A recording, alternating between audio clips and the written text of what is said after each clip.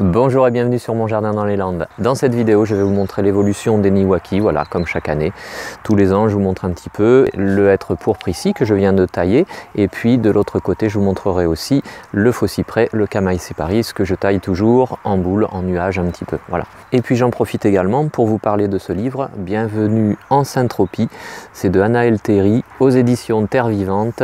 Et c'est un livre très intéressant qui parle d'une méthode différente de culture. Et bien entendu, vous pouvez le retrouver dès demain lundi sur Bookjardinsta. Allez, maintenant je vous montre comment j'ai taillé les petits Niwaki.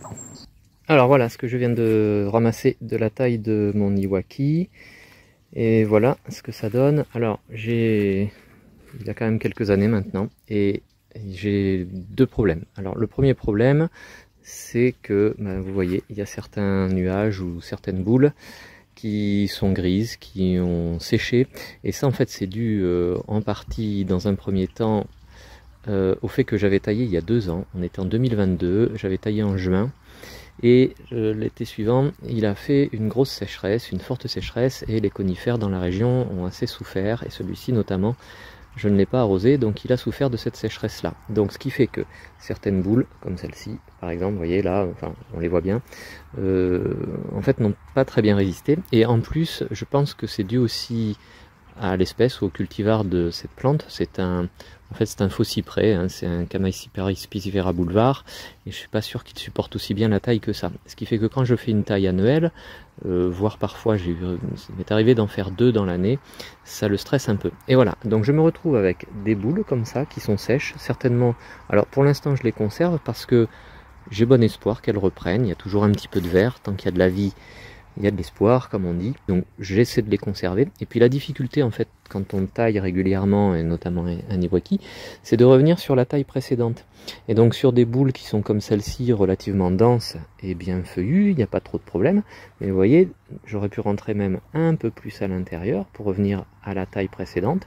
Mais comme ici, notamment, et puis à d'autres endroits, hein, on voit ici c'est un petit peu creux aussi, voilà, et bien j'ai essayé de faire attention pour laisser conserver en tout cas un petit peu de végétation.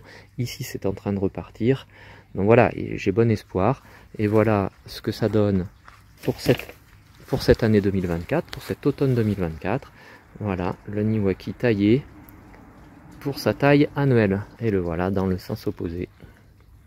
Voilà, avec toujours aussi des boules qui sont sèches, mais on garde espoir toujours. Et alors je vous donne aussi des nouvelles du hêtre pourpre, donc que je taille habituellement aussi, que je forme en Niwaki. Là voilà, il a fait de nombreuses pousses cette année, j'y ai pas trop touché, et vous voyez il a tendance à repartir, enfin ses branches ont tendance à repartir à la verticale, donc il faut que je retaille.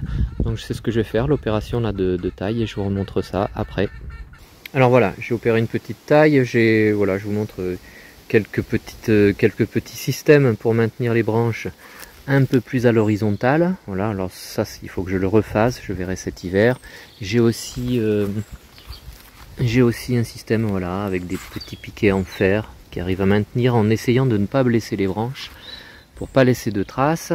Et puis voilà ce que ça donne globalement. Voilà, voilà, il est taillé jusqu'en haut. Alors ça c'est une taille légère d'automne, je dirais, pour essayer de retrouver un petit peu ce que l'on pourrait appeler les plateaux.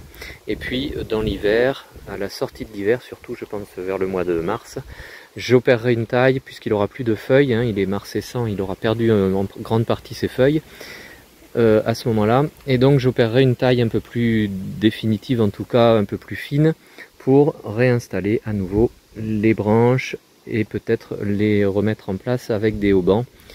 On verra ça certainement, ou en tout cas vous le voyez sur d'autres de mes vidéos concernant le hêtre Niwaki.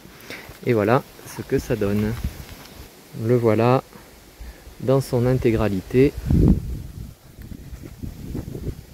Voilà, voilà.